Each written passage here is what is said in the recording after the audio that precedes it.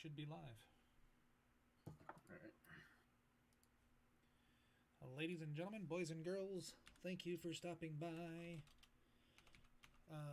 Let's see here. I can never remember our freaking page, Thorn. I'm telling you. Tech Div Podcast. Oh man, I'm that's hosting good looking. it right now. All right. Ladies and gentlemen, thank you for stopping by. We are live with our very first session of Look, I am a really small head. The Curse of Strahd. I can try to make it a little bit bigger. I'm just playing. You don't like it? What am I going to do? No, it's okay. I'm fine with being a small head. I'm usually a big head. So The new OBS is freaking a pain in the ass. There's a new OBS? OBS Studio, I should say. Streamlabs OBS. yeah, It's fine. I'm not going to mess with it. Ladies and gentlemen, this wouldn't be a perfect episode for technically difficult if we didn't have technical difficulties. Nothing like setting up the show in the last minute here. Guys, I'm Mad Wolf Gaming, and this is our first episode of The Curse of Strahd. How's everybody doing tonight? Appreciate y'all stopping by. I will be playing the role of Drakmir, the Minotaur Cleric, coming from Ravnica, and has a lot of issues. Let's put it that way. And then we'll go from there.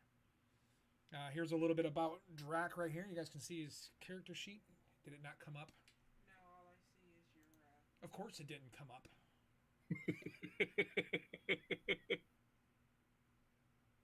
This is driving me nuts. it's one of those things where you can't really put it together without streaming it, and so I mean everything has to be kind of done on the fly. Yeah, it's annoying here, and I can't even see the scenes right now because of the way they have this new thing going. So you can't just change over. You're in slobs? Yeah. Oh, if you click on the top left, that will take you to the editor. There it is. Oh my lord. So it doesn't transition unless I tell it to transition, huh? If you're in studio mode, no. Wow. Weird. There we go. All right, so there's Drakmir, guys. A little bit about them. And again, I apologize. It's a little bit crazy. We'll get this thing together. Next up, we've got Thorn. Go ahead, Thorn. Yeah, what's going on, guys? So I will be playing Gaiagan. Now, Gaiagan is a Simic hybrid. Gaiagan was raised by a hag that kidnapped him. In order to make money, the hag often sold Gaiagan to the Simic Combine for their magical test, which has mutated and changed his body over time. This has left him very untrusting of pretty much everyone. The hag maintains control over Gaiagan through some sort of magical crop given to her by the Simic Combine. Recently, though, the hag has gone missing and Gaiagan was able to leave his captor.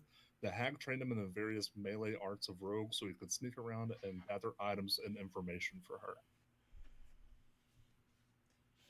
That's interesting. Next up, we've got Jarl. Hi. Guys, this is a very special circumstance. We've never seen Jarl in person before. We never have. That was the first time. Bought a camera just for this. Just for you guys. Oh, Yes. Well, I'm playing Ys, the Goblin Warlock. Ys doesn't really know much about the world. He's a bit of a shut-in. Didn't really go outside too often. About a week or so ago, he decided to say screw it to his orc overlords, and decided to try and leave because he was just bored. He was bored. He was tired. And then some dark eldritch being just came up to him and was like, hey, you want magic powers? And being a poor, naive goblin, Ys was like, I would love that. And now he has no idea where he's at or what he's doing, but he's just told, hey, go here, and you'll figure out what to do soon. So he's just hopefully figures out what he's doing before he gets squished. Squishy. Next up, we've got Axiom, and he's here somewhere. There he There is. he is. I'm here. I'm here. Hey. So I'm playing Bragdorn Rockbiter. He's a dwarf whose entire goal in life was to join Puent Thibbledorf's Gutbuster Brigade. If you don't know who they are, they're some slightly crazy dwarves whose entire idea of fighting is drinking ale, charging madly, and jumping on enemies with armor lined with razors, and just kind of flailing about. So he's pretty much a dwarf.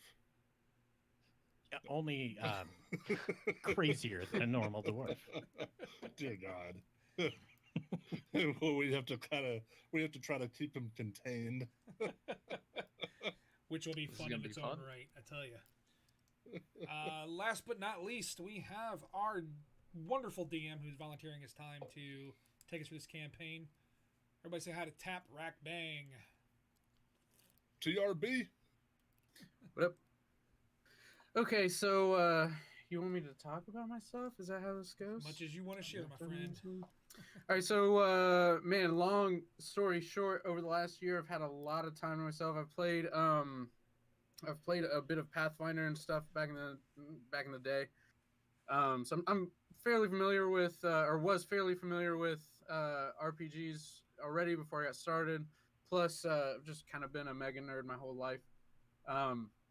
But over the past year, given all the extra time I had on my hands, I've been trying for at least 5 years to get a group of people together so we can run a campaign. And finally, I was like, you know what? I've got all this time. I'm going to dive right in. I'm going to just make a campaign, and then everything will be ready. And whoever wants to jump in can jump in. And people kind of came out of the woodwork. So I've, like I said, I dove headfirst at the beginning of 2019 into DMing, and it's been a lot more fun than I even thought it would be. So yeah, I've been running an IRL campaign for a handful of months with some of my IRL friends, and I've been looking forward to running this with you guys. So yeah, I'm relatively new to 5e and DMing, but like I said, I've had ample time, and I've been loving the job, man. So looking forward to it. So before we get going, everything, guys, we do see follows coming in, a few here and there.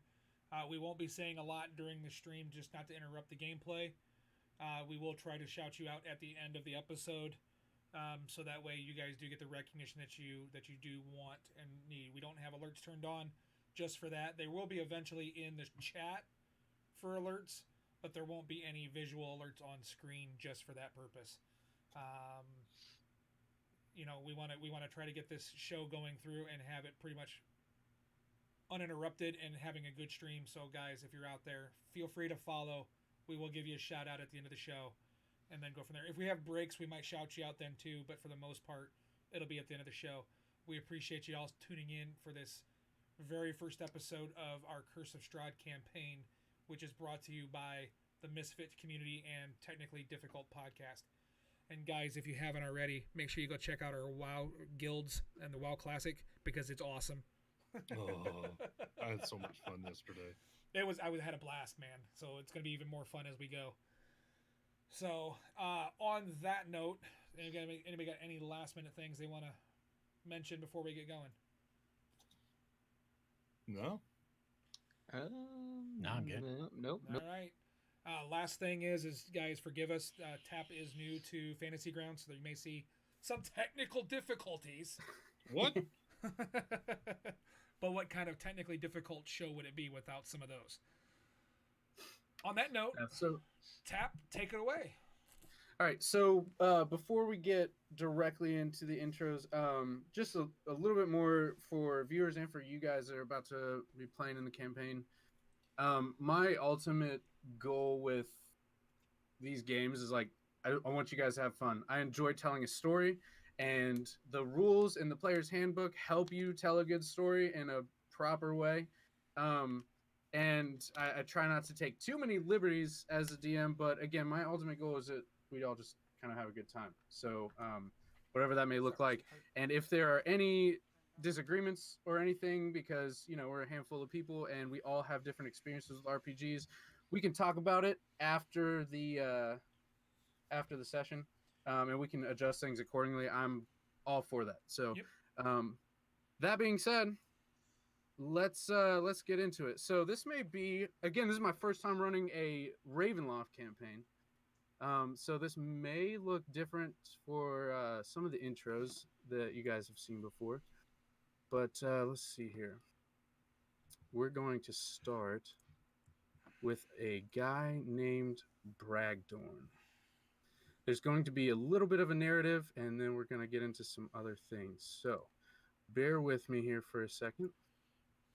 All right, here we go.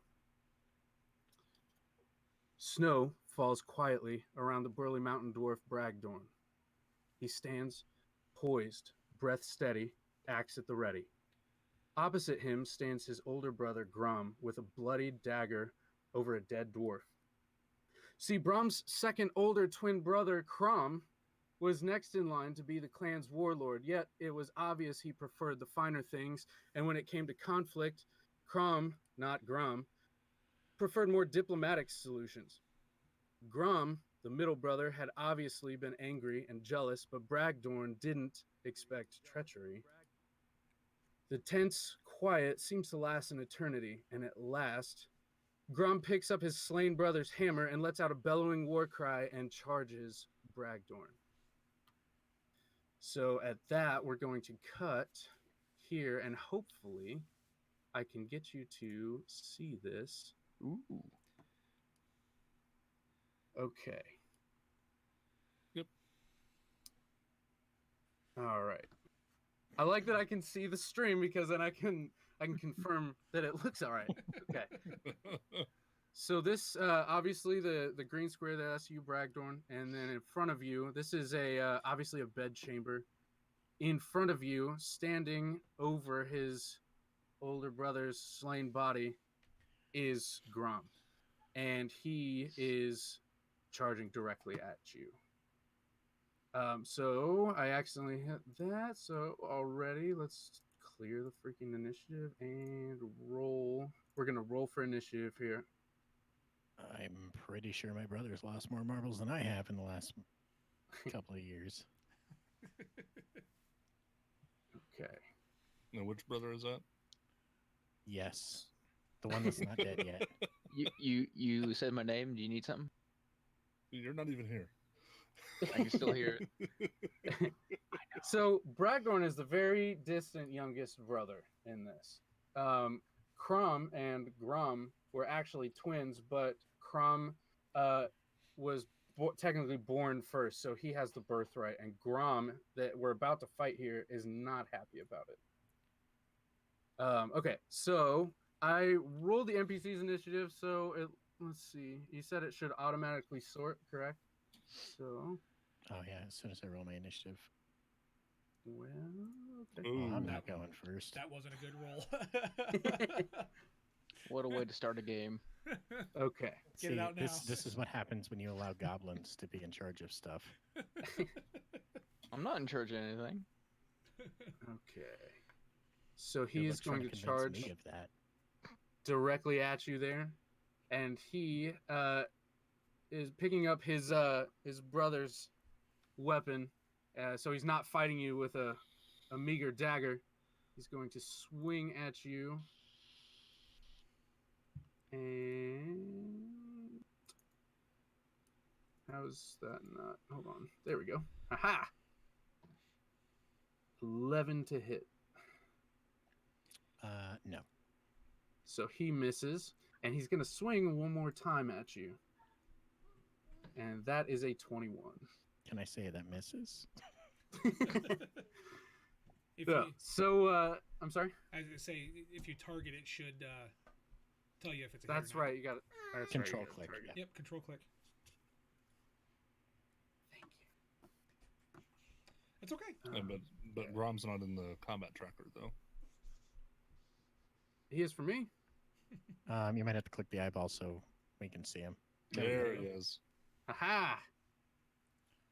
All right. And let's see, he rolled damage. That should be 4 bludgeoning damage. Not sure if that tracked it.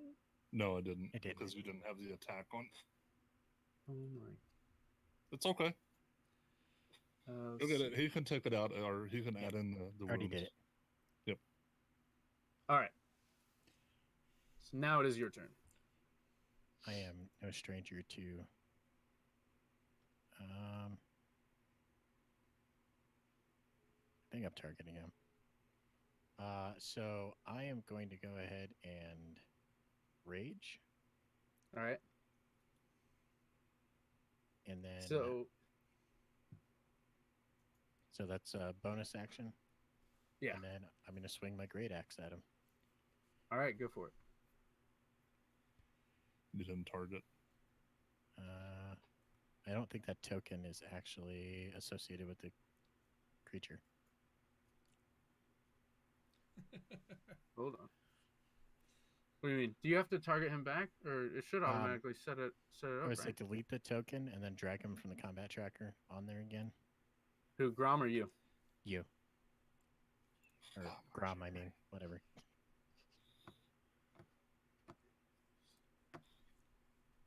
All right. That's right, ladies and gentlemen. We have our resident fantasy ground specialist here, so he'll kind of help us through some of these technical difficulties, and it will get a lot smoother. I promise you. We have an expert Yeah. somewhere.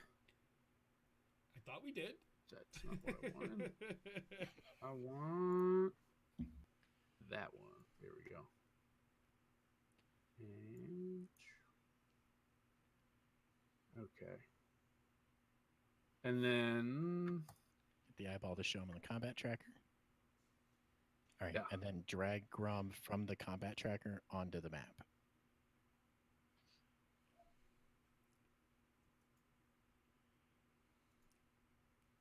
And he should show up with the red Yeah. box. There we go. yeah, Nice. there we go. All right.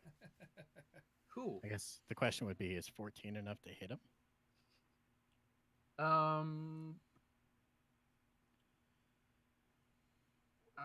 Let's see.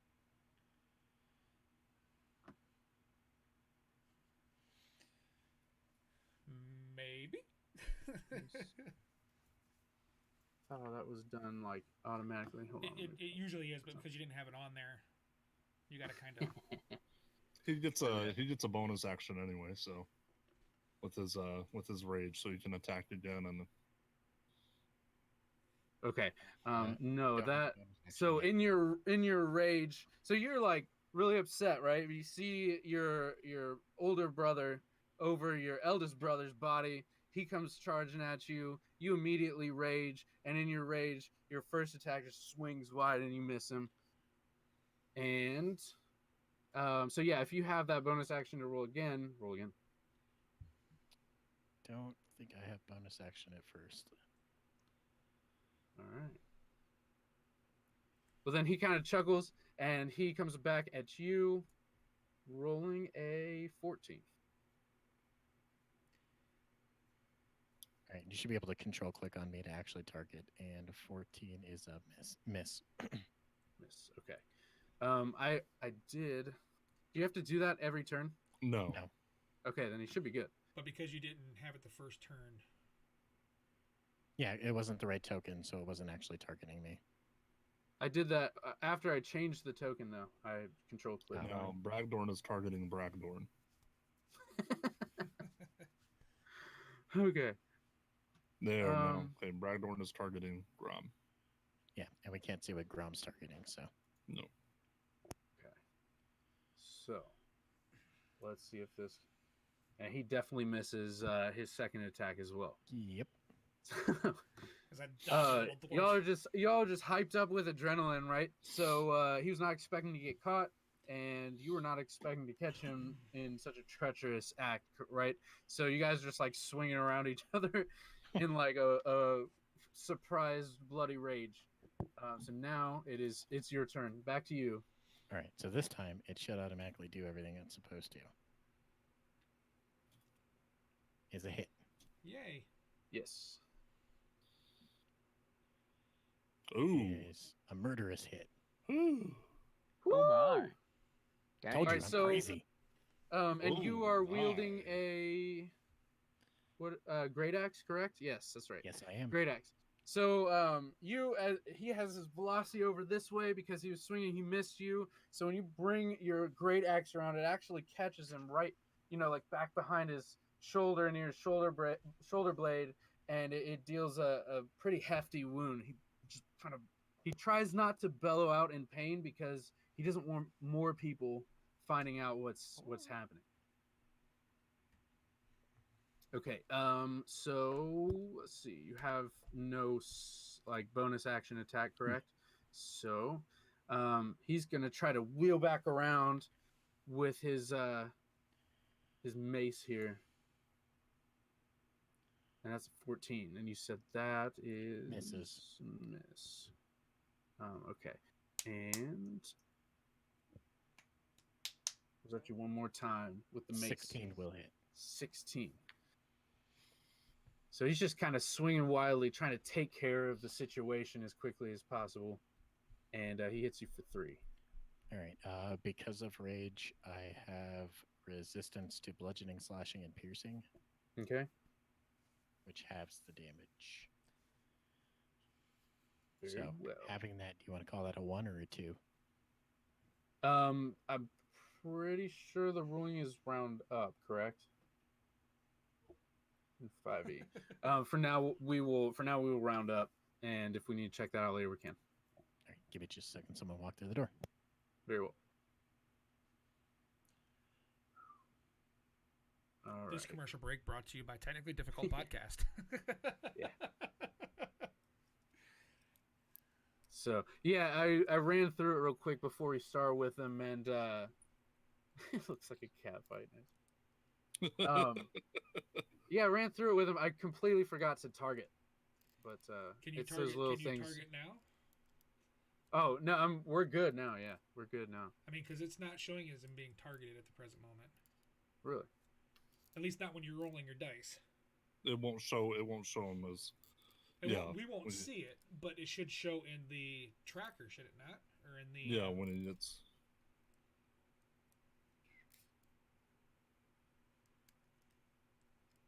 It says on my on the combat tracker, it says targets Bragdorn. Okay. So you should be good should be okay. Yeah.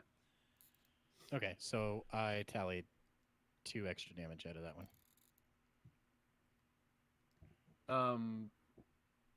For where are we at? He just finished his turn. Yeah. And you said he hit for 3 with the resistance. We rounded it to 2.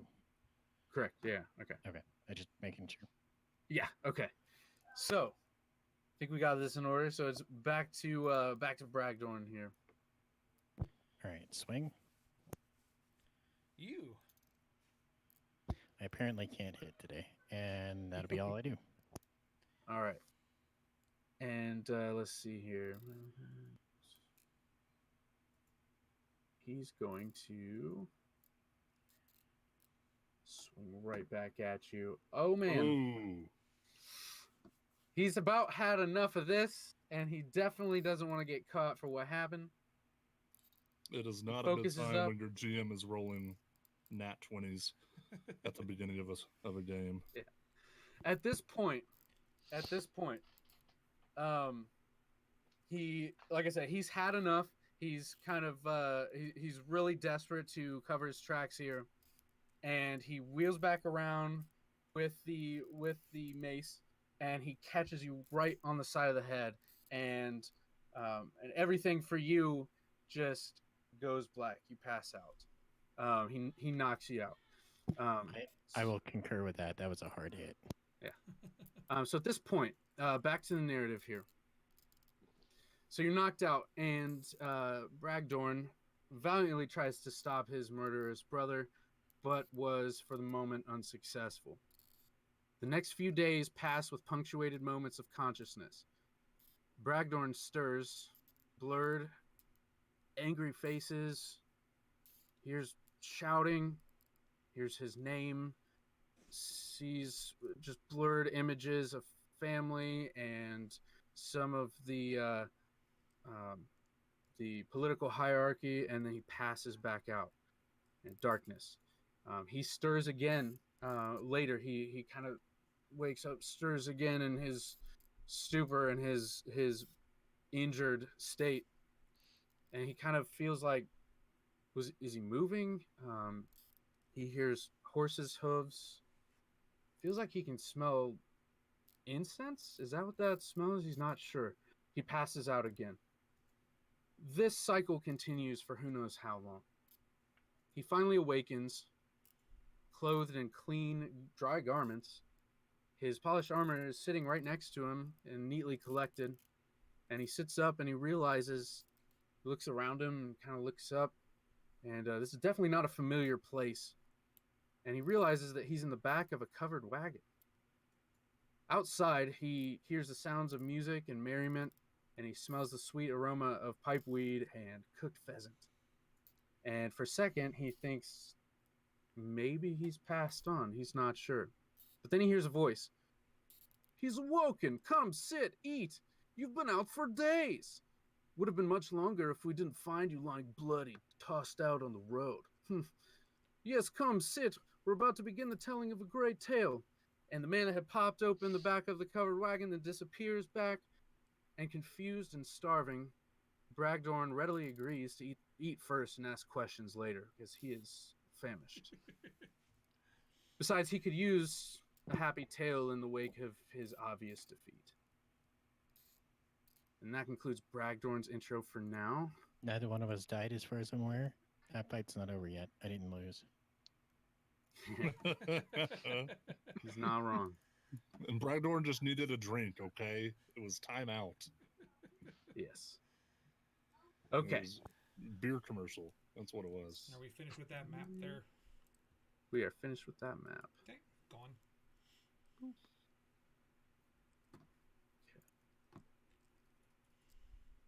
Now I need to remove Bragdorn. It makes me nervous because I know it's a combat tracker, but when you remove him from the tracker, it says delete item. And I'm like, oh my god.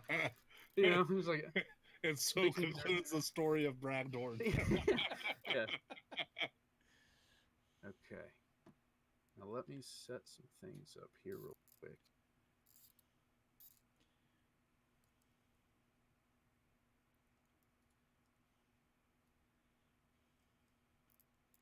And Guys, you're in for a real treat because Geigen's up, and we don't know if he's going to be more of a Maleficent style or if he's going to be something new. Thorn always gives us a good, entertaining time, so you're in for a real treat. Okay. This is not going to be a Belindithus You type. say that now. No, this guy is not. Are you going to abuse 12-year-old clerics? What? Remember the other one, another character you had that was kind of the same principle? Oh, that was point less is more. Point less is more. Whenever you're ready, Tap. all right. Here we go. Gaiagan, right? Hey, Right? you got it. Gaiagan often has nightmares, horrific reminders of even more horrific experiments performed on him. And tonight is no exception. Ethereal voices, growling machines, screams, murmuring alchemical concoctions. And by chance, this time his dream allows him to escape, running as fast as his stitched legs can carry him through swamp into the forest, snarling, barking hounds on his trail. He awakes suddenly in a cold sweat and out of breath. It was just a dream. Tries to take deep breaths and calm himself back down. All is quiet, except scratching. And is that sniffs? Hushed whispers? Gaiagan peers through the loose frame of the hovel's door that he was in, and it couldn't be. Dogs and dark figures cloaked in the unmistakable garb of the Simic Combine. In his life of captivity, he had learned how to sneak around quite effectively and used this skill to silently creep out his back window and slink into the woods. Then a loud snap. Of course. The clandestine's bane, a stick. A brief moment of silent adrenaline and then howls pierce the darkness. Just like his dream, Gaiagan bolts off into the forest, captors right behind him. Without much hope of escaping all alone, he runs towards the nearby city, hoping to lose them in the twisting streets and bustle of townsfolk. The captors gain ground, and as a last effort, he sprints towards the road and hopes that he could find help or at least steal a horse to escape. They're right on your trail, Gaiagan, and it is time to roll initiative. Now, hopefully, we can do this a little smoother this time. What kind of show would it be if it's not technically difficult? And I will roll NPCs. There we go. So right behind you are two hounds. And then directly behind them, they are listed as assassin, but they are definitely from the Simic. I keep accidentally saying concubine. Simic combine. They're right behind you. It was a very Okay. rough childhood. All right, here we go. So You have a map they for are this far one? enough away from you. And let's see. This should be this guy.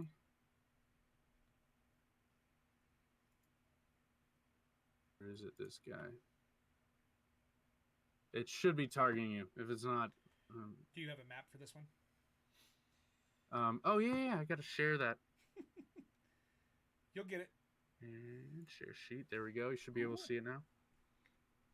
You'll have to redo those tokens, drag them from the combat tracker onto the map. They should have a red background. Oh my god. Sorry. No, that's fine. Let's see. Delete. Delete. Almost had it. Delete. All right. Now.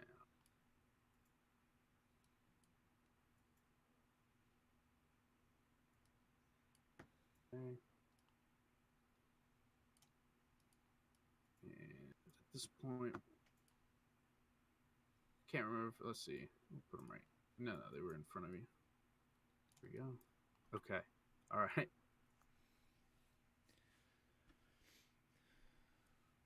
Aha! Got it. Okay. All right. So you are 25 feet away from this guy. And so he's going to take a shot at you with his crossbow. And he rolls a 20. Not a natural 20, though.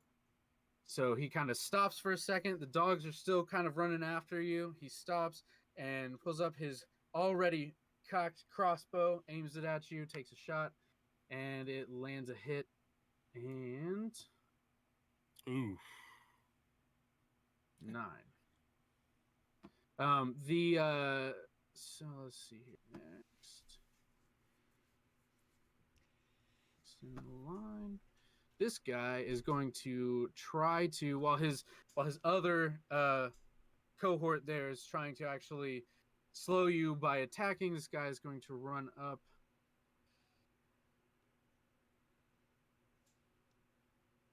Right. There we go. That's his movement. And he's going to try to hit you with a short sword attack here. Brandishes a short sword, takes a swing at you.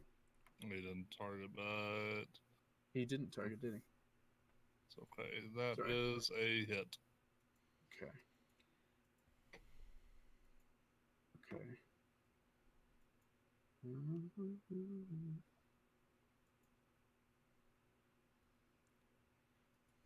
So for the sake of this narrative here, let's see what we got. Sorry, I gotta make sure I know what I'm looking at. Actually, so okay, before he rolls for that hit, just like in Bragdor's situation, okay, right as he goes to swing his brandish his short sword at you, right out of the bushes here, comes a hooded figure, and they jump out, and it kind of they draw some attention away to them, okay, and she kind of in a low voice says, if you want to live, follow me. So with some kind of wave of her hand there. She stops. She kind of gives you guys a little bit of a haste. It speeds you guys up, and you start running off through the forest, and they are still tracking you. But they start. You actually are headed in the direction that your original destination. You're headed for the road. But with her assist with her little spell of haste, you guys you start to pull away from that group a little bit. So then you emerge on a road to find a group of like a camp off the side of the road. There are a few covered wagons, and quickly, with the sound of your pursuers right behind you, she brings you close to it, or leads you up to a covered wagon, pulls open the little curtain there, and says, get in and hide. So you jump in the back of the covered wagon, and you actually scoot yourself around. There seems to be a dwarf that is just passed out, just laying there in the back of the covered wagon. So without much of a choice, you get as invisible as possible, and hide back in the wagon. Now let me get this. Okay, so you can still hear the sound of your captors, and to them, it's fairly obvious. They feel like you may have come to this camp here, and you hear them approach, and your heart starts pounding, and blood runs cold, and you hear the captors approach, and they start interrogating the troop on your whereabouts. The band of merry gypsies seems to greatly calm them, and almost oddly, they're able to calm your pursuers, and they calmed the hounds, threw them a few scraps of meat, and they convinced the hunters that their quarry is not and never has been here. After the chasers depart, they decide to go on their way. After the chasers depart, Gaiagan pokes his head out the back. You poke your head out the back, and you're kind of like, I have no idea who you are, but you just rescued me. And they, again, in the same manner, they offer you food and some relaxation and some drink to calm down.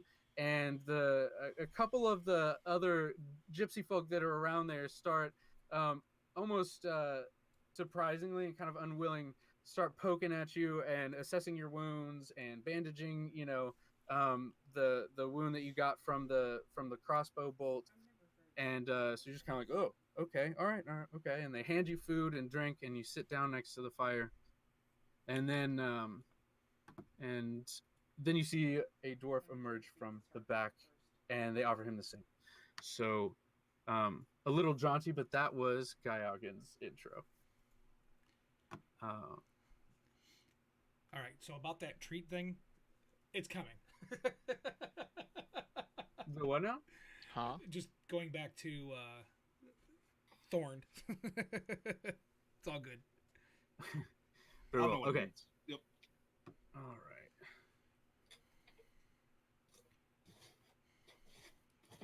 So let's see. All right. So, Axe, you're still here, correct? Maybe. Kind of. Yes, I'm Okay. here. It's fine. So let's. Sorry, I just figured nobody wanted to see me stuff my face. So Oh no, you're fine. I just want to make sure I set this one up correctly so we can just move on with it. So let's see here. Okay. No.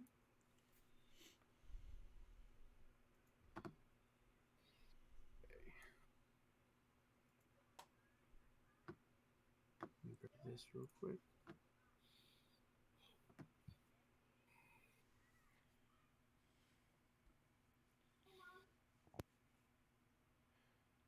Okay.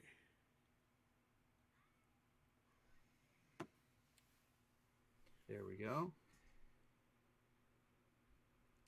Yees. Yes.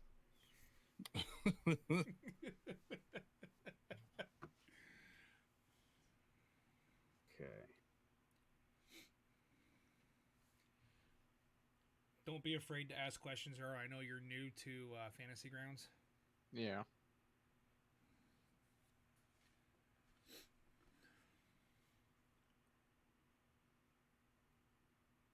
I've There used we it once or go. twice. Only once or twice? I don't know. Steam said something about like 300-ish hours of time in it. So Oh, it's not. That's not that much. That It's not a includes the whole time lot. you've used to set up things, though, too, right? what? The time you've used to set up campaigns and stuff. Oh yeah. Okay. Okay. We should be good here for the next part. I think. I think I've got this set up correctly. Yes, okay. All right, here we go. Sick of running around, looting bones off dead pigeons and a few copper off passing travelers, only to be picked on by larger, older goblins of his tribe, the goblin, Yeast, was approached by a dark yet enticing figure. I know you want more than this, little Yeast. I can give you what you seek. Adventure, knowledge, power. You can be the hero. People will chant your name and never question your abilities again. Before the being could even complete his offer, Yeast was plotting out what he could do with such power. All I ask is, when the time comes, you do me one simple favor. Deal. Immediately, Yeast began to understand. His mind began to comprehend more than he ever had before. He began to just know, and he wanted more. He wanted more knowledge. He wanted more adventure, more power. He immediately set out to prove himself, starting with his tribe's chief. So he walks up. You walk up to the chief, and you start spouting off all this, and it's kind of incomprehensible to them because you don't really understand yet how to use your newfound eloquence.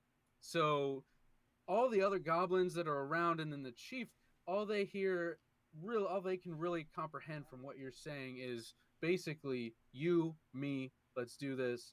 I'm gonna be chief. Let's go. So that's basically all they really comprehend. So what you see, let's see if I do this correctly.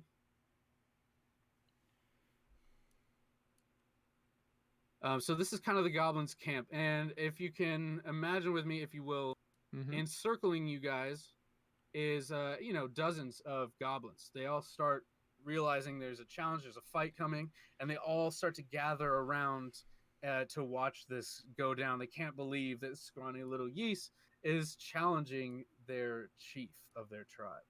And so now we're gonna roll for initiative. Okay, how do I do that? From your so go to your character sheet. Yep, Just go I'm there. for your character. Mhm. Okay, you're on the main tab. Yes. INIT, and so you have a little die that's Yes. right to the bottom Okay. right hand corner or left hand corner. So Click if you that. click and drag that to your you can click it now, but if you click and drag it to your hotbar down below, you can have it hotbarred the whole time, Ah, okay. and So then you just have to press the number. boop. Boop. Nope. Oh wait, no, there we go. Yep, I got it. There you go. Okay. So in your pride and gumption, you're gonna be able to charge at the chief first. And Okay, I see him all the way over there. Cool. and so he has to control click the chief, correct? To target, you control and click him, yes. Just left click, Control and left.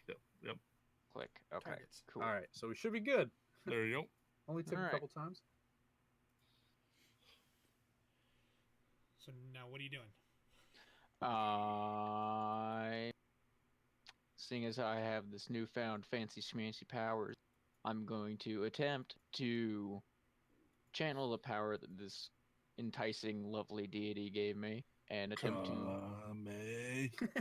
pretty much. I'm just gonna just have a small idea in the back of my head that if I just point my hand at him, I might be able to shoot him.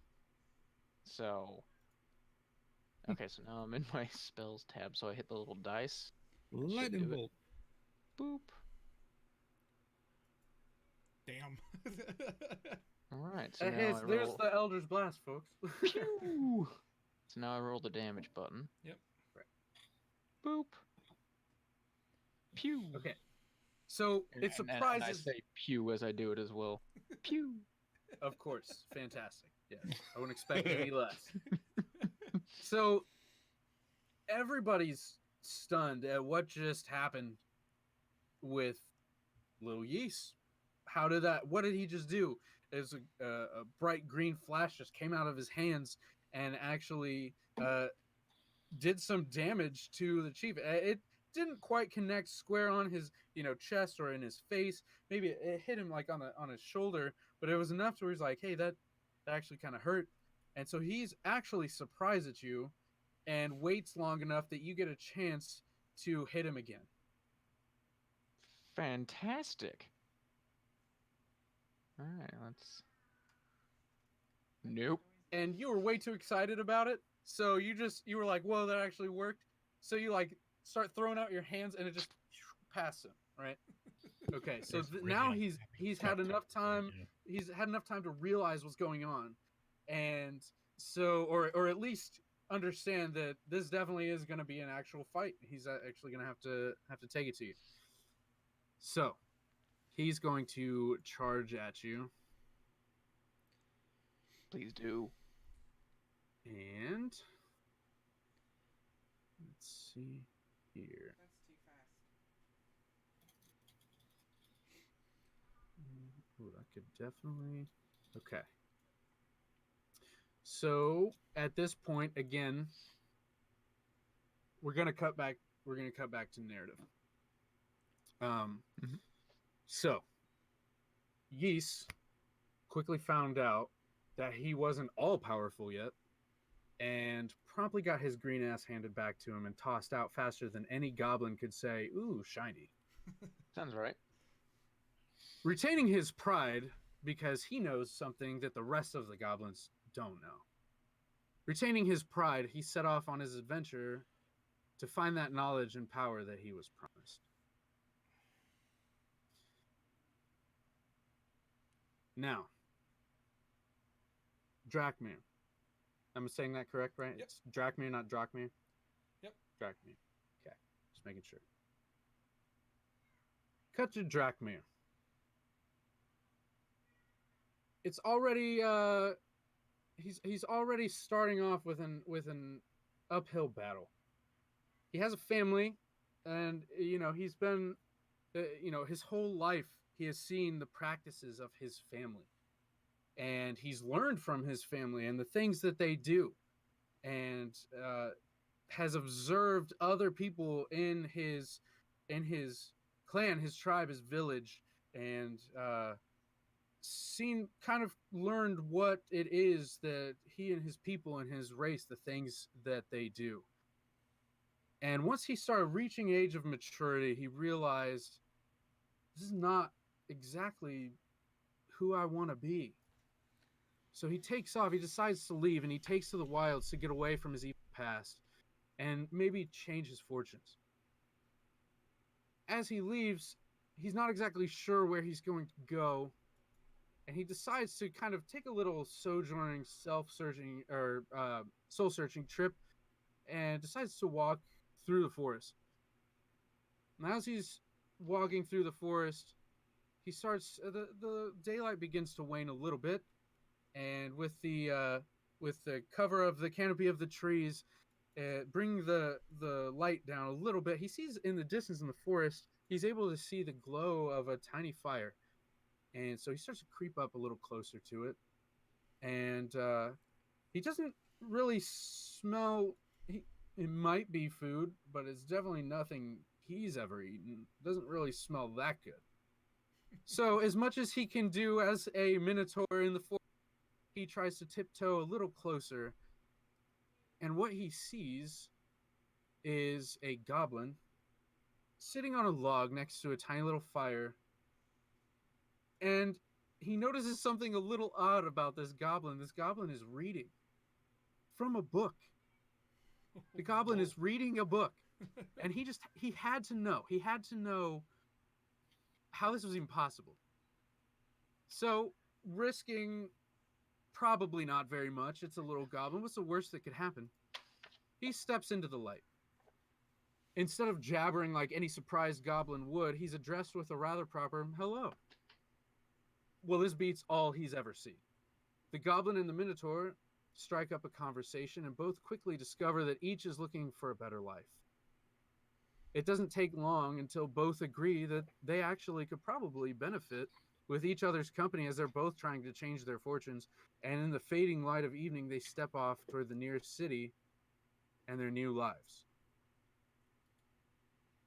Unfortunately, Drakmir, or fortunately, depending on how you look at it, doesn't have to tussle with any pursuers or anybody at this moment. So as the evening grows dark, you see a dozen men and women gathered around a crackling bonfire off the side of the road, not a mile from the city gates. The folk are in good spirits, and a few of them sing and dance around the fire, while others find happiness in their flasks and wineskins. 3 barrel-topped wagons are parked at odd angles, tied to a nearby tree, and grazing are half a dozen draft horses wearing bright coats with bangles and tassels. The jolly group hails the two of you and beckons you to sit, relax, eat, drink, and listen to a tale.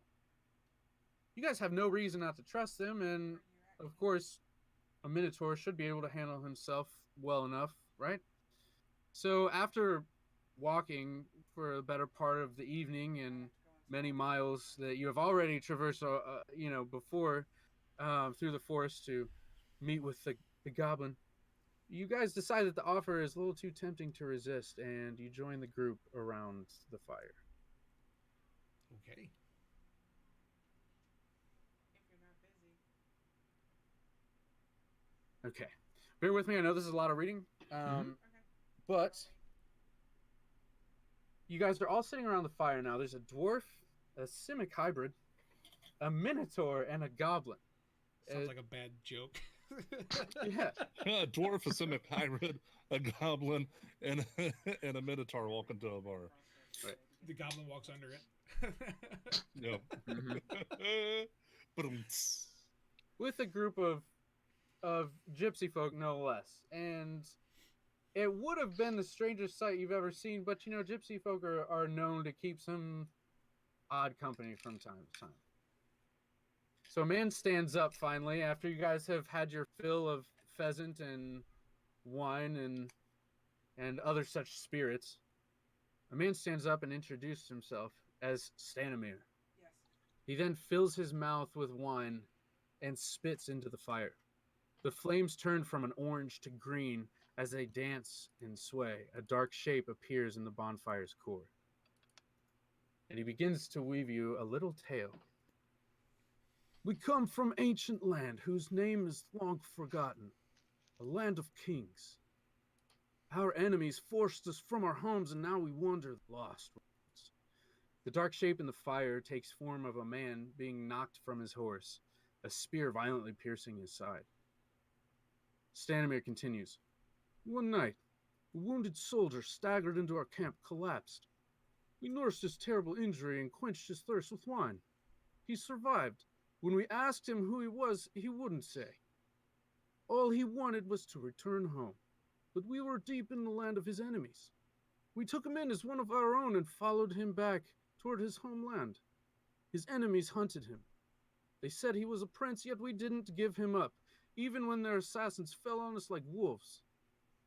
Deep in the fire, you see the dark figure standing with a sword drawn, fighting off a host of shadowy shapes. This man of royal blood fought to protect us. As we protected him, we bore him safely to his home, and he thanked us. He said, I owe you my life. Stay as long as you wish, leave when you choose, and know you will always be safe here.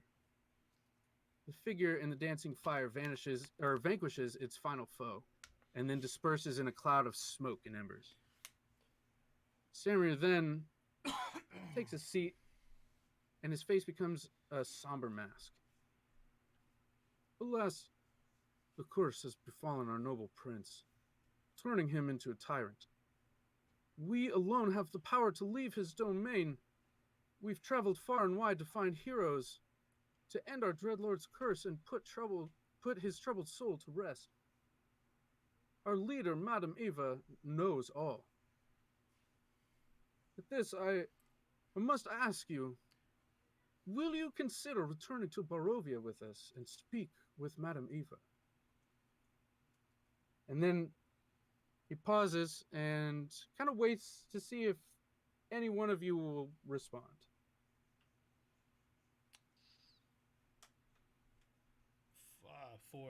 For all this I can't wait. fine food and beverage that you have provided, I As, I will As accompany Drakmer starts to speak, like you have Gaiagan like jumps and looks at him, and his hand goes to the hilt of his rapier. Well, We will definitely. Holy, I will you're definitely jumpier than the damn goblin. And then he jumps again. so none of that phases any of these gypsy folk. I mean, a lot of them have already kind of gone back to playing some instruments and dancing, and back to their drinks and food and whatnot. So at that, Stanimir can see that you guys are it's a little bit tense. You haven't really just it's not a unanimous decision right now. So he says, "That's all right. Big decision. Take some time. We talk in morning. Yes." And Gaiagan shakes his head no. It's like, uh-uh. Okay. So at that point, he says, "Very well. Please stay with us tonight.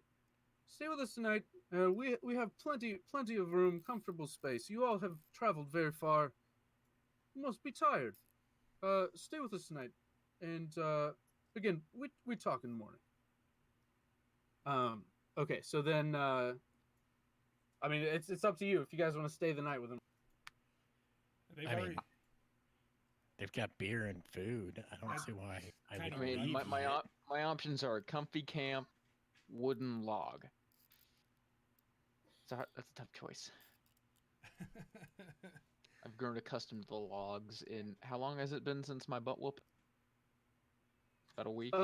At this point, yeah, about a week, yeah. It's a long time for a goblin. Yeah, I I'm mean, staying. as far as I can tell, they brought, Skull Rock. we'll say a hero and a half. 'Cause I'm pretty sure the Minotaur can probably take care of himself. I'm not sure about the goblin. It's a 50-50 shot. I've gotten good at it. I'm pretty decent at survival.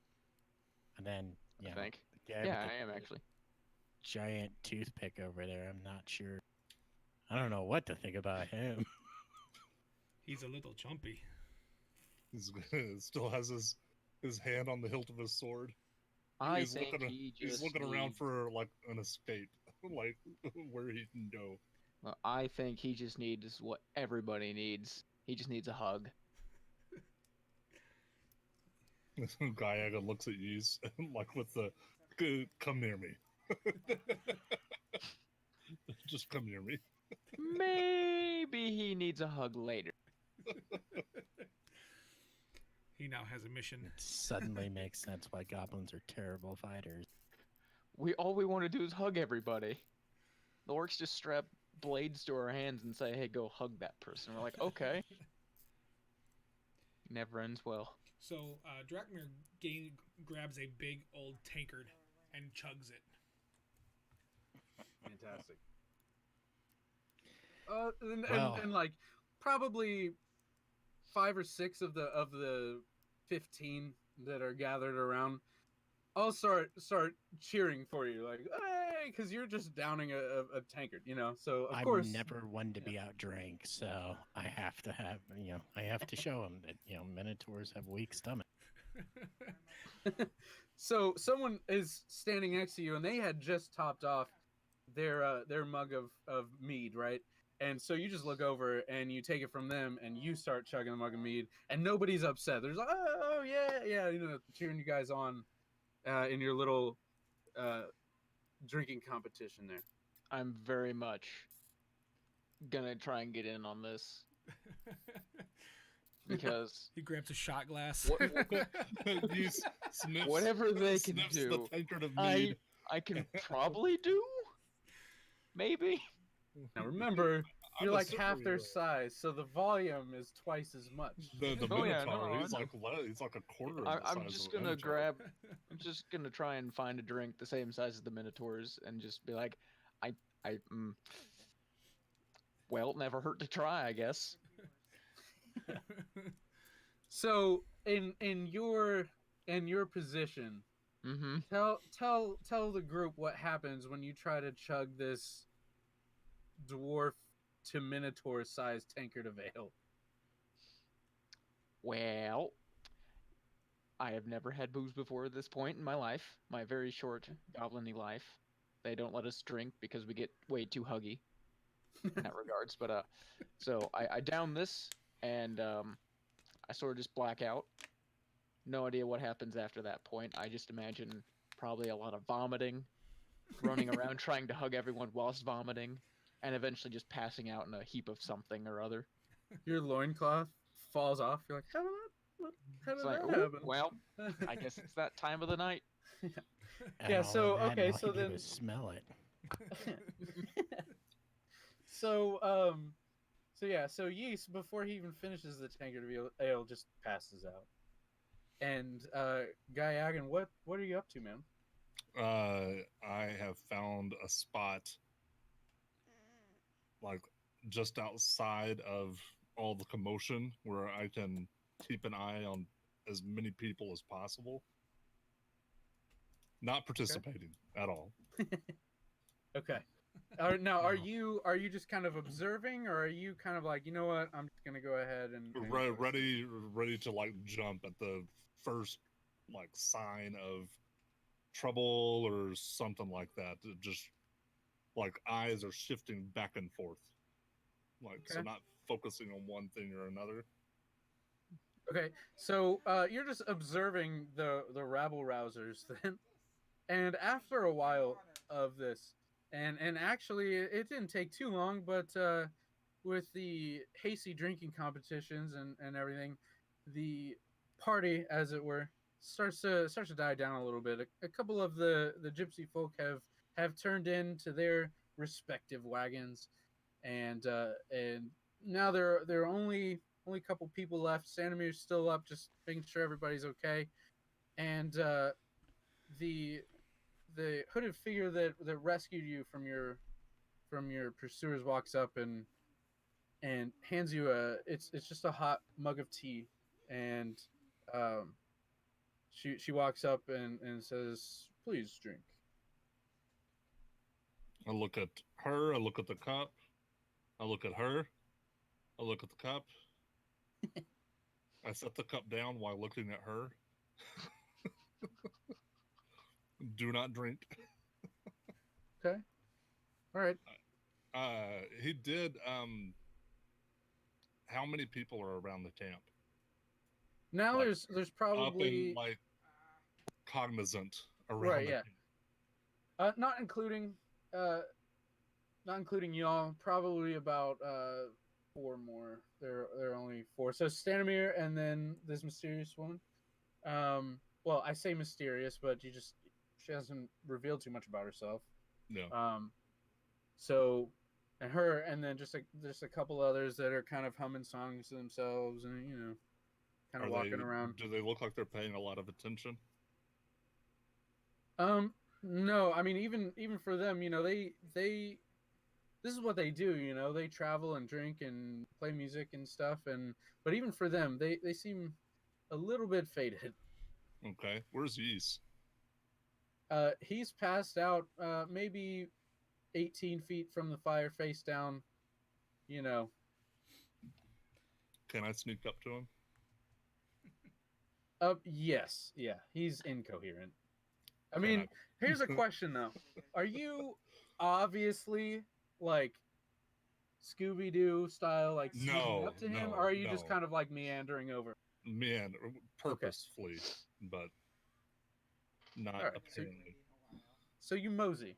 Yeah, and I just want to see what a goblin of his stature would possibly be carrying on his person. Let's see.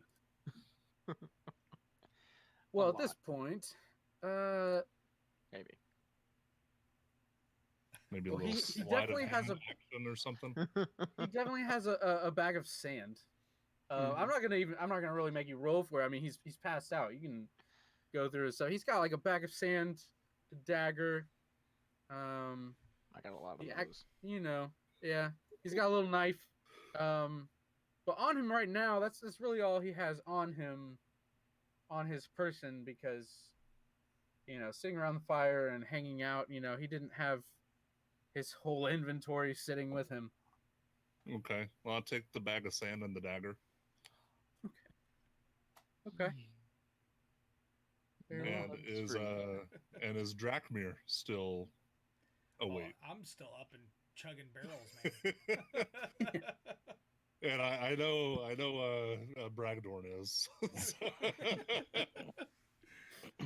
So wait, so So he took, I go like strategically over to a different side of camp so I can look at people, still like cautiously watching, but very purposeful in my movements. quick. Like Okay. looking around. You took one dagger. Yeah, just one dagger Okay. and your bag of sand. I hate you so much. That was my best sand. Oh my god. Okay. At least it wasn't your So best book. I need Very true. I would like if you would, Drakmir and Bragdorn, can you guys both give me a Constitution? Oh, please, don't worry. You'll Constitution wait till I saving really throw. have to do this, and then watch Mad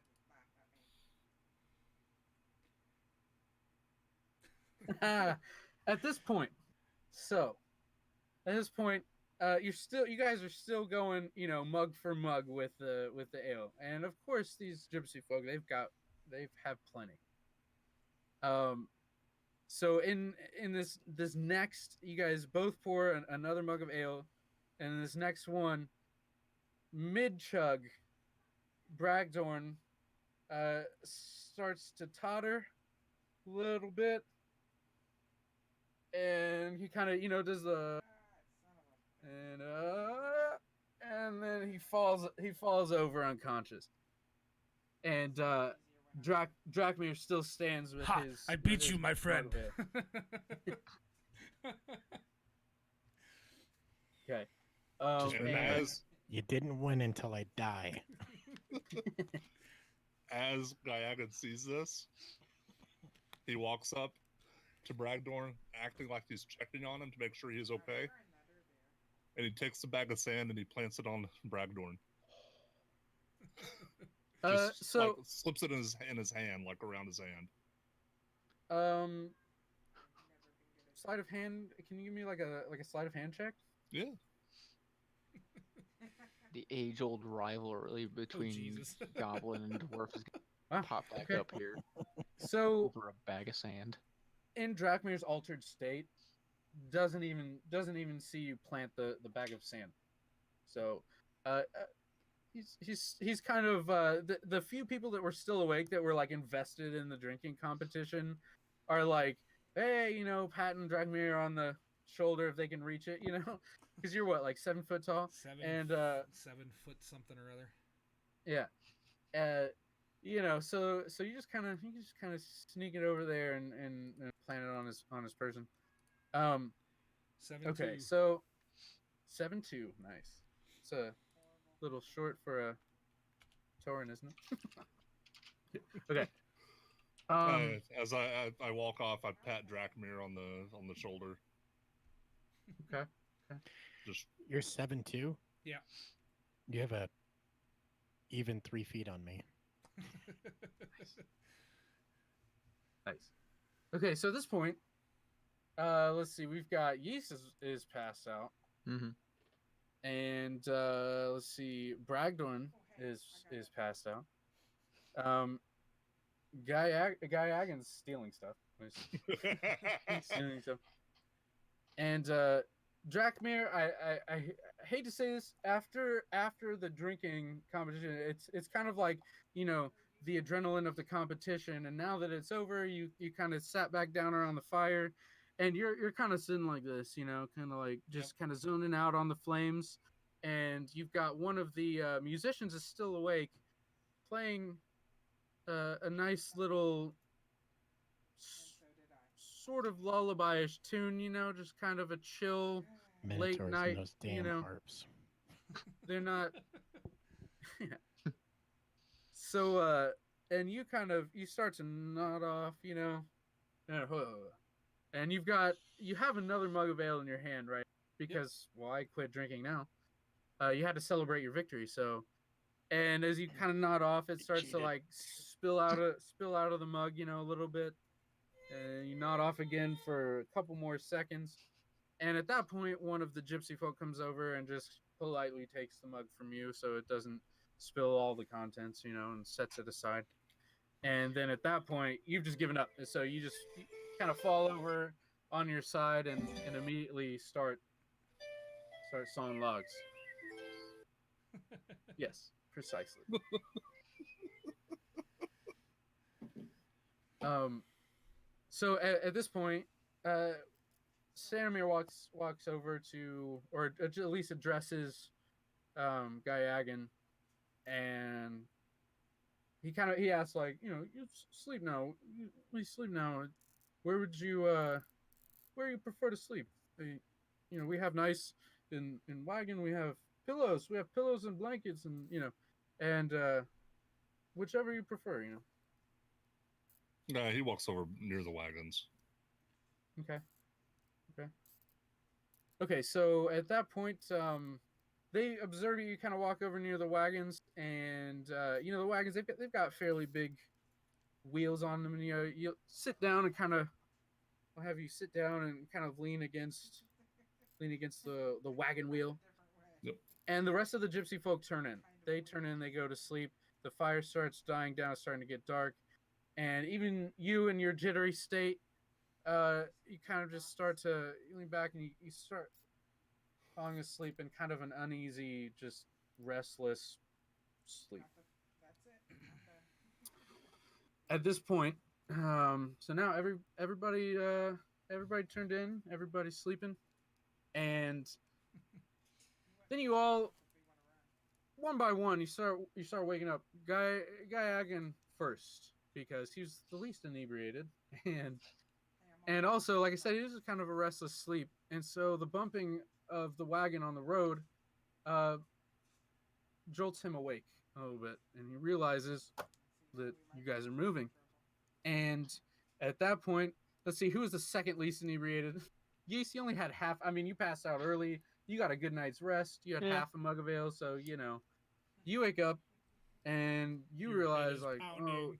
yeah, you're like, oh, This somebody- hurts almost as much as the beating. Oh, You hear the clip clop of the hooves. You're like, someone turn that off, like, and so you sit up, but you realize, oh, wait a second, like, where are we going?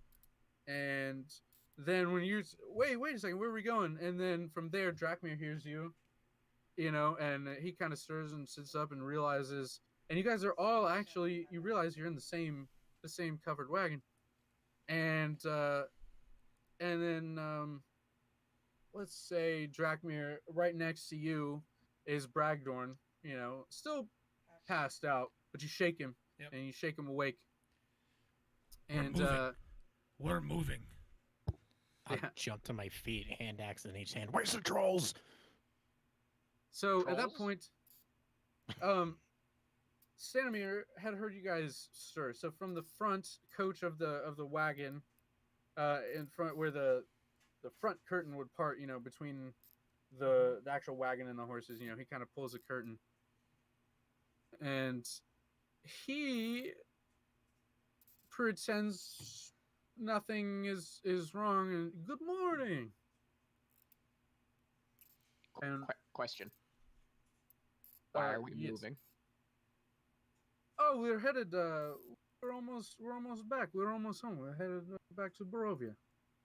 I Of didn't course. consent to this. Oh, of course. Yes, drank very much, but yes, you agreed to come back and at least talk to Madame Eva. Oh, okay then. Wait, no, no, no, no, Uh, no.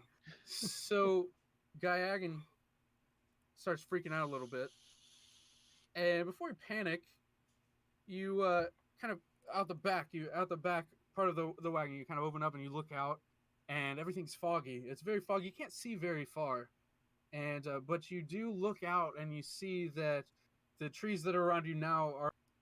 This is not the same edge of the forest. You're not on the edge of the same forest that you were last night, and these trees are just like almost like stoic, angry figures. You know, they're just kind of like pointing accusing branches at you through the fog. And Oh, God, this is really messing with Gaiagan. This is really messing with him. Yeah. It's like, where are we? And he's like, he has one leg like outside the back of the wagon. He is ready to like jump out of the wagon, and he doesn't know what direction he would run. He's just ready to jump out of the wagon. nice. And so yeah, you're like, what's going on? Where are where are we headed? Where are we going?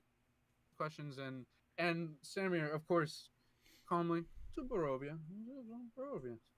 Well, where is Barovia? It's my homeland. Why? And at that point, he kind of ignores that question. So, yeah, he's not. And you're still kind of you're peeking out the back of the wagon, and when you turn back around, he's back outside the curtain to the front. Up with the horses again. Ugh. So do we have all of our equipment? Yeah. Okay. Yeah, they didn't seem to steal anything from you. As I take the hilt of my short sword and I'm like tapping it on the wagon, like just trying to annoy him like a petulant child on a long trip, just like just trying to get him to come back around. Again, so he turns around and he slowly opens the curtain and he's like, yes. No. What do you need? Where are we? Barovia. Why? Where is Barovia? And again, he kind of ignores that question and he says, "You'll speak to Madame Eva, yes? Speak to Madame Eva." No, I didn't drink anything last night. And he holds up. why He not? holds up a finger. It was So a party. He holds up a finger and disappears up front, and then pops back in. And he's like, "We're here," and you hear outside. You hear gates, metal gates, kind of creak and grinds and swing open, and the wagons had stopped for a second as the gates are opening.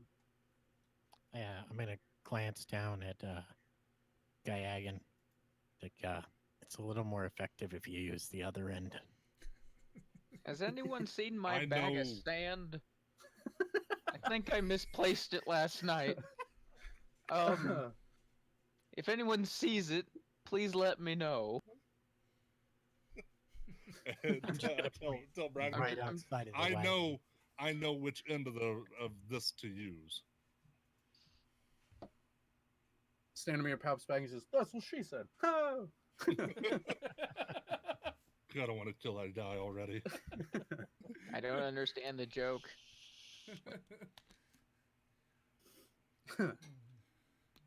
So yeah, I like the it's sleepies. So if we're stopped, I'm gonna exit the wagon.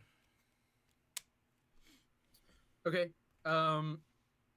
What do you do when you exit? What's where are you headed? What's your goal? I'm just. I make a looking- thud about as heavy as the Minotaurs. Apparently, I'm weighed down by a little bit extra sand too. I'm just looking around to see, check out the environment just to see what is where. See if it's anything Okay. familiar. See if there's anything that we can, just surveying the land to. Okay. Yeah. So before you, you see these immense gates, and there are two large stone statues on either side of the gates, of soldiers, with headless soldiers, like statues of them, and they're both holding swords, kind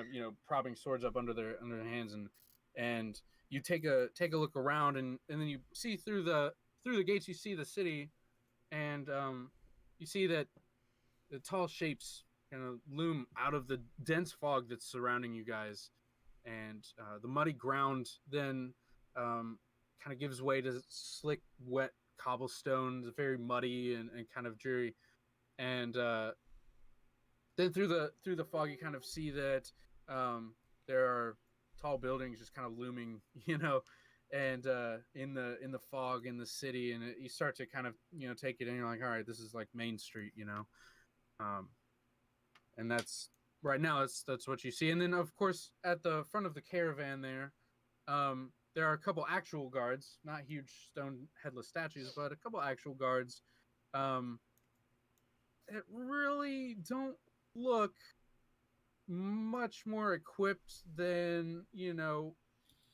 villager with a pitchfork. They're actually armed, and they have hodgepodge of armor here and there, but this is definitely not like Waterdeep. You don't they aren't fully armed and prepared, military men.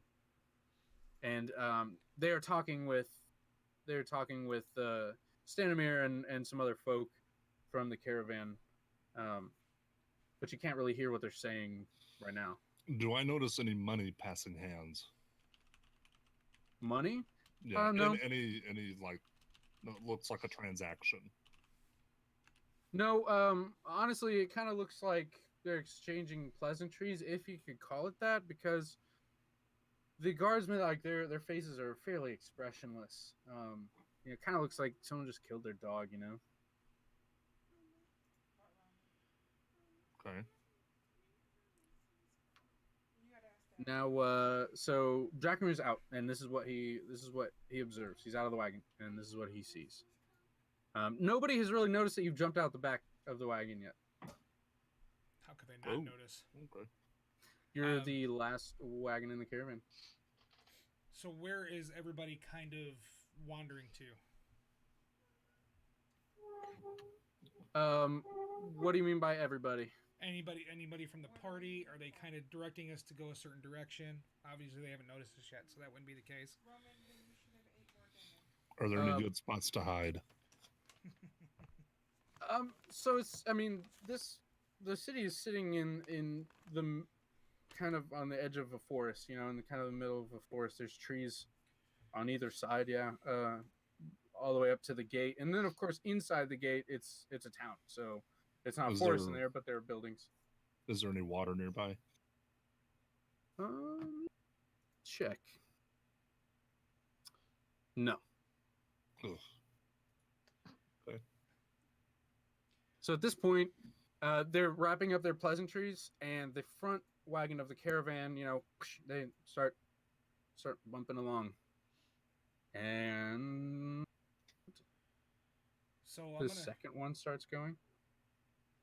I'm gonna walk up to one of the guards and ask him about this Madame Eva, where she might be hiding. So as you start approaching it, obviously they start noticing you, and they're surprised, but they don't yell or anything. They back off to the sides of the gates, and they run back around inside, and you don't see where they go. They kind of disappeared. As we all start walking up, I kind of tap Yeast and wait till he looks at me, and then I point over and Brett. Nope. Is everybody out of the wagon at this point? Heck yeah. I Yeah. follow the Minotaur out.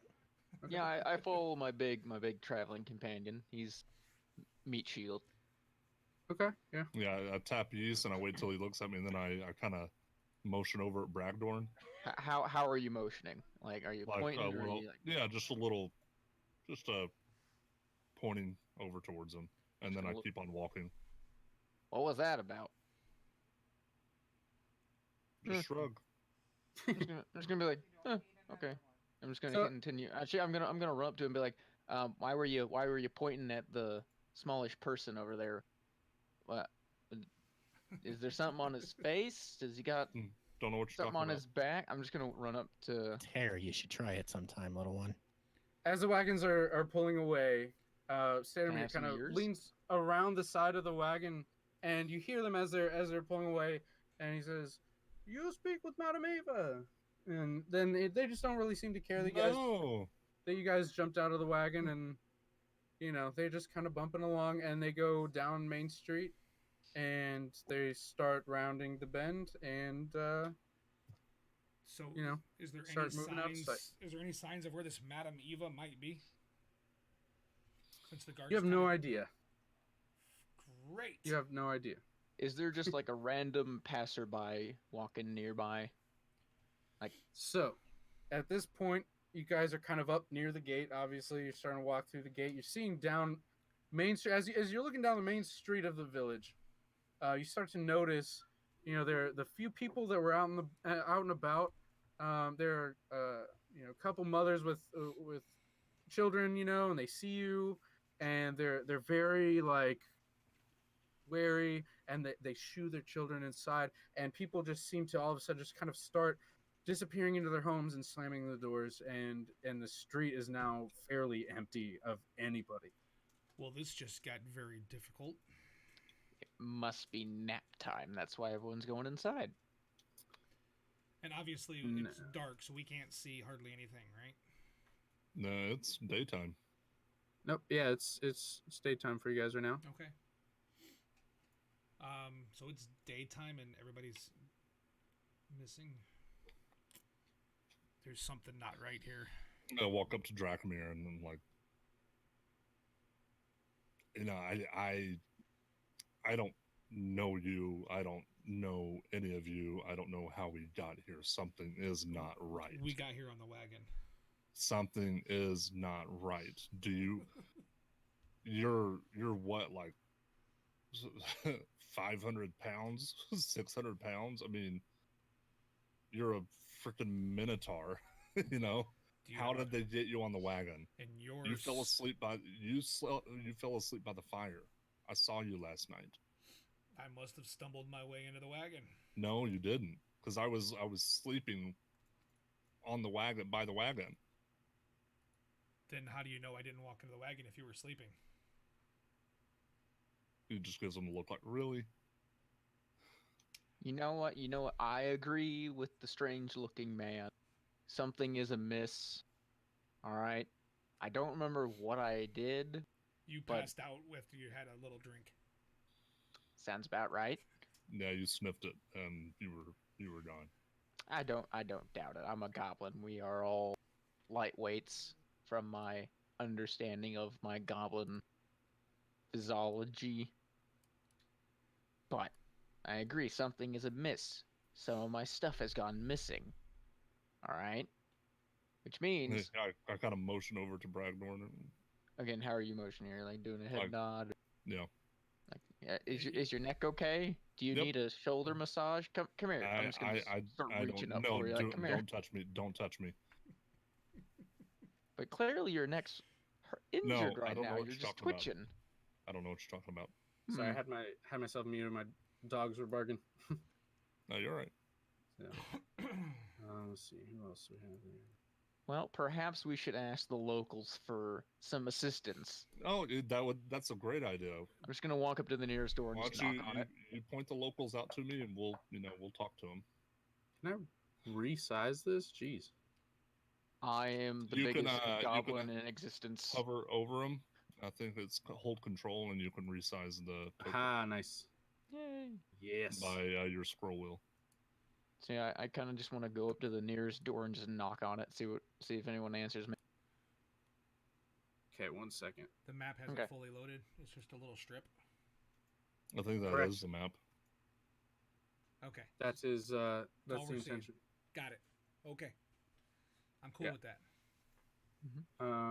Let's see. Who do I got on there? We got Gaiagan and Yeast, and we need Bragdorn. Whew. There we go. And let's. There we go. Okay. And if y'all Man, want I to, can do flips. if you Whoops. want to recenter the map, if you clicked in your scroll wheel and move around, that recenters. You can Yeah. move the map around. Okay.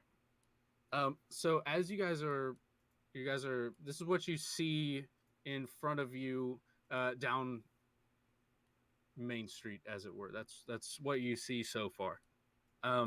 So these houses next to you, you look through the windows. It looks like dusty, run down, very dark. Most of the windows are, there are no lights, no candles, no torches, no,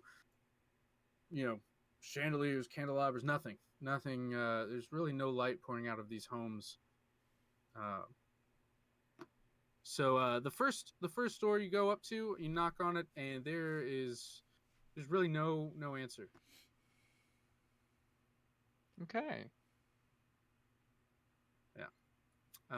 If you want to check the homes around you, we can kind of just let me know.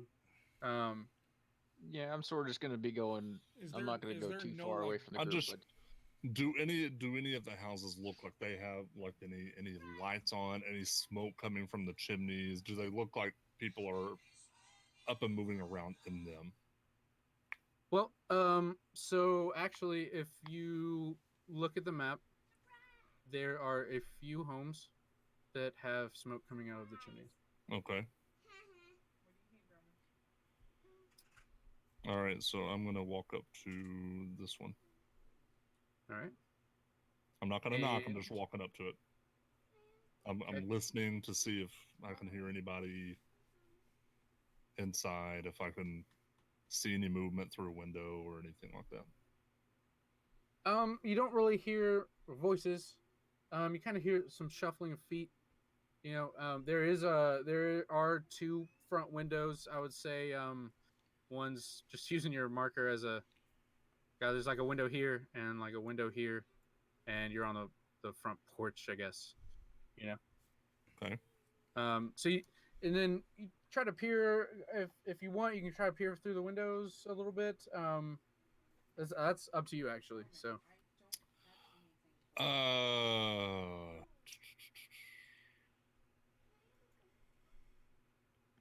anything. Yeah, sure. I'll take a look. I've got my my rapier ready. I mean, I'm ready Okay. if there's an attack. okay. So actually, as you kind of peek through the window, you see a very gaunt fellow. He's very, slender. Maybe not to the point of being malnourished, but he's a slender guy. And you see the last bits of folks they pass into, like, rooms or down the hallway. But unfortunately for him, he makes eye contact with you, and he pauses, and he starts slowly creeping towards the window, but very like, Cautiously. yes, just very like, and he does have his one hand is behind him, so you can't really see it. But he starts creeping up closer to the window, and as he gets closer, he raises his voice and, who are you? What are you doing here? What do you want? What do you want? If you could come outside and talk, that'd be great. No, you stay on that side. I'm staying in here.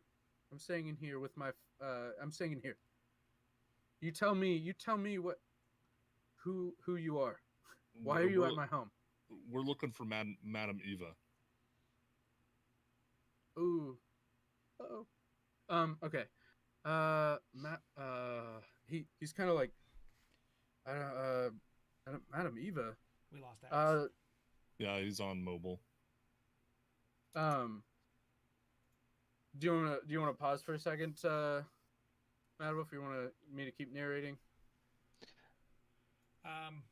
Everybody's just a little off on their thing right now, so Yeah, it's okay. Axe, are you there? He just posted that the storm finally got his power. Bummer. all right then.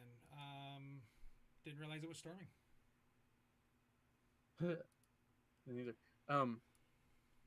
Is he able to jump in on and like hear us from mobile? I don't have the Discord server pulled up.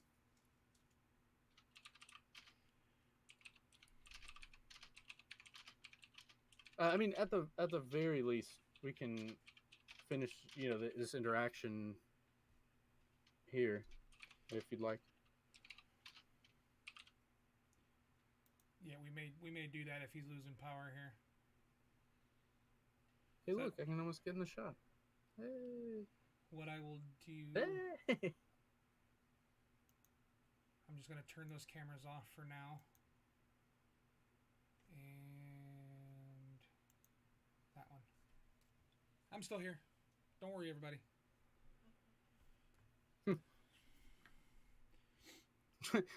All of a sudden, someone comes back to the stream and is like, "Oh, I guess Drachmir's the only one alive. Great." All right, so okay, so back to it. So, let's see. You asked, where is Madam Eva, and he kind of pauses for a second. He points up the road, and he said, Vistani. She's Vistani camp. And then at that, he kind of backs off a little bit, but he's still kind of Does he Watching. look ready to draw? he's about what you would expect. Say if you were in Cincinnati, Ohio, and a Simic hybrid comes up and peers through the front window of your house. He obviously, there are people in the house with him, and he is the one that has taken upon him to figure out who these interlopers are. Okay. So he's not aggressive. He's not aggressive right now, but obviously, I mean, you can imagine you would have something ready in case this is Yeah. I gotcha. Yeah. So I put my, I sheathe my rapier and I put my hands up, like, not gonna do anything. Just say, we're very confused. We're very confused about where we are. We don't know how it came to pass that we arrived here, and we were So- just told to look for Madame Eva. He stops you right there, and he says, "You listen to me." He says, "I don't know who you are. I don't know why you're here. I'm just as confused as you. Me, I don't interact with the Vistani. I don't talk with them. I don't hang out with them. I don't have anything to do with them. So if you don't mind, I would like you to be on your way." I'm not Vistani. So you're clearly not Vistani. Please leave. Please leave. Why don't you do anything? What's wrong with the Vistani? At that, he kind of just and he kind of starts heading back into his home. I move over to the door and I like knock on it, like slam my fist on the door. No answer.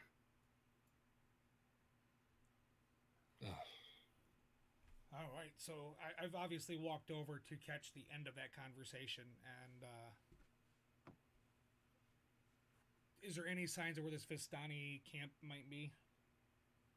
It's set down the road, the Vistani camp, but he doesn't like the Vistani. He doesn't seem very pleased that the Vistani are around. Correct. Yeah. All right.